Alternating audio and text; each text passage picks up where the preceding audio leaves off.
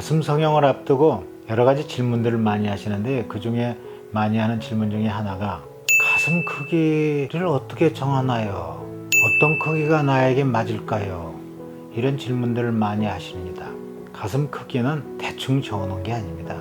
사람의 키가 얼마냐, 몸무게가 얼마냐, 이것도 중요하지만 가장 중요한 건 가슴 둘레나 어깨 넓이입니다. 여러분들, 저에게 요만한 가슴이면 어때요? 괜찮은가요? 너무 크죠? 그런데 작게 해도 가슴 둘레가 좁은 분한테는 반대로 커 보이는 겁니다. 이게 상대적인 거예요. 따라서 이런 질문을 하시는 분들이 가장 잘못된 생각을 하시는 겁니다. 내가 아는 언니가 몇 cc짜리를 넣었더니 참 예쁘더라. 저도 몇 cc짜리 넣어주십시오. 이런 말은 잘못된 생각이에요. 왜냐? 그 언니에게 가장 아름다운 크기, 그리고 나에게 가장 알맞는 크기는 아까 말씀드린 것처럼 키는 물론이고 어깨 넓이, 가슴뼈 모양, 가슴 조직의 양, 심지어는 허리 굵기, 엉덩이, 얼굴까지도 감안을 해서 그 사람 몸매에 가장 이상적으로 아름다운 크기를 정해야 되는 것입니다. 여러 가지 요소를 감안을 해서 그 사람 몸매에 가장 이상적으로 아름다운 크기를 정하게 되는 것입니다.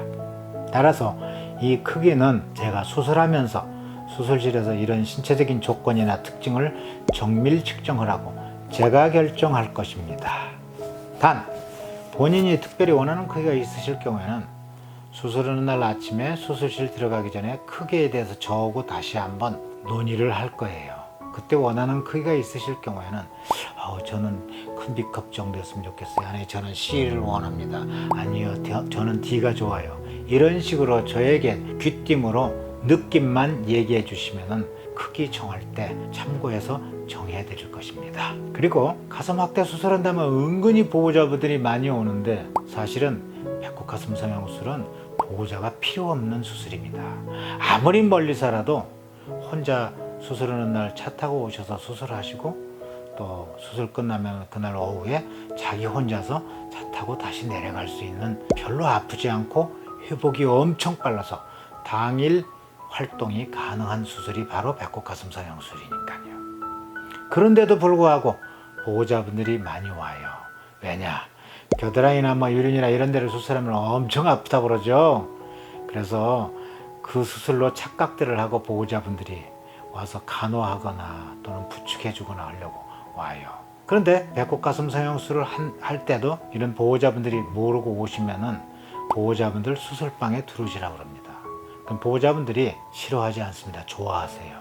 왜 그런 줄 아세요? 환자 본인은 자고 있다고 그랬죠. 배꼽 가슴 성형 수술은 피가 안 보이는 수술이라고 그랬죠. 출혈이 거의 없어서 피가 안 보이는 수술입니다.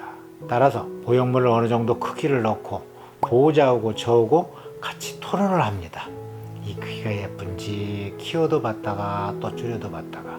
따라서 혹시라도 집에서 따라오실 보호자 계시거들랑 부축해 주거나 간호해 달라고 그래서 오시라는 게 아니고, 이 크기나 한번 봐주십사 하고 같이 오시면 부담이 없겠습니다.